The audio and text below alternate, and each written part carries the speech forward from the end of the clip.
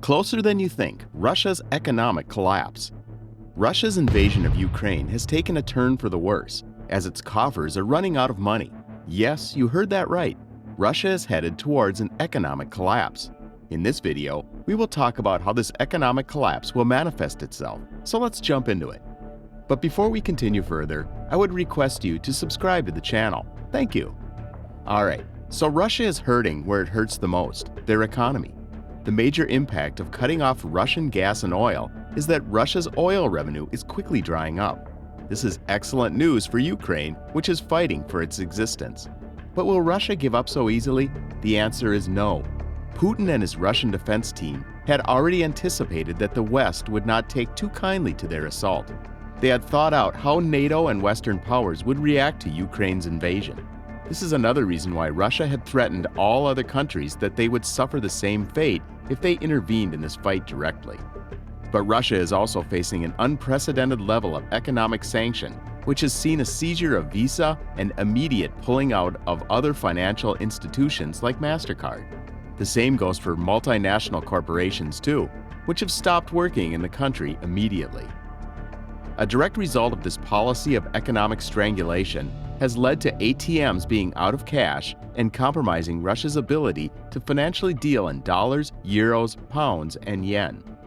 Another economic sanction on Russia was on the form of EU oil cap on Russian gas products, which went into effect after the invasion of Ukraine. The immediate effect of this oil cap was that countries such as Germany and Netherlands, which are heavily reliant on Russian gas for their domestic needs, suddenly had to look elsewhere to meet their energy needs. For context, Russia heavily based its economy on oil exports.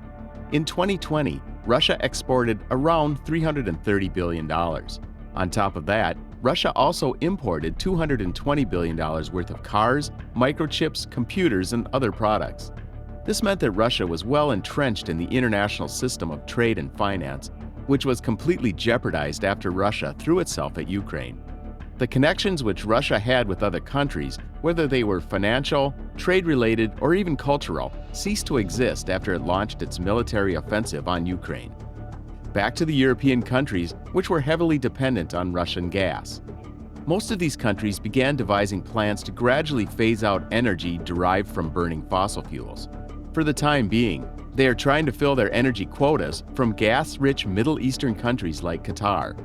Not only that, Russia's foreign reserves in other countries were also frozen with immediate effect, which meant that Putin had lost access to billions of dollars, and it also meant that Russia banks were no longer functional and able to do business with international clients. The impact of these economic sanctions was so harsh that Putin had to announce that if these sanctions continued unabated, then he would be forced to use nuclear weapons. These sanctions are like economic weapons of mass destruction. When conventional weapons are used, it causes immediate damage to property and people alike. However, things work differently when economic weapons like sanctions are imposed. The effects are long-term and are quite difficult to reverse.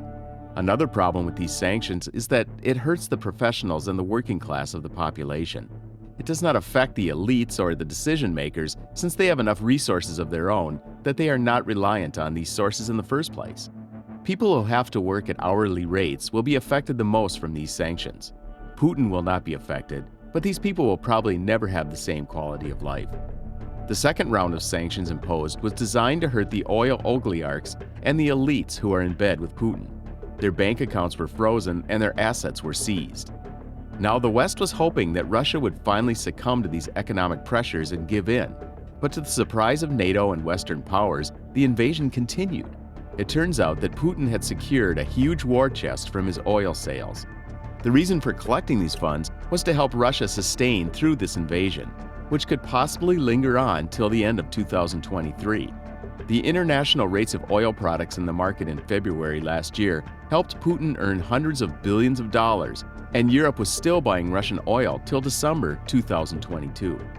So this means that Europe is no longer buying Russian gas. Then does that mean that Russian gas is no longer in demand? And why do we need an oil cap if Europe is no longer buying from Russia? Europe is not the only country buying from Russia. India and China are its biggest customers right now.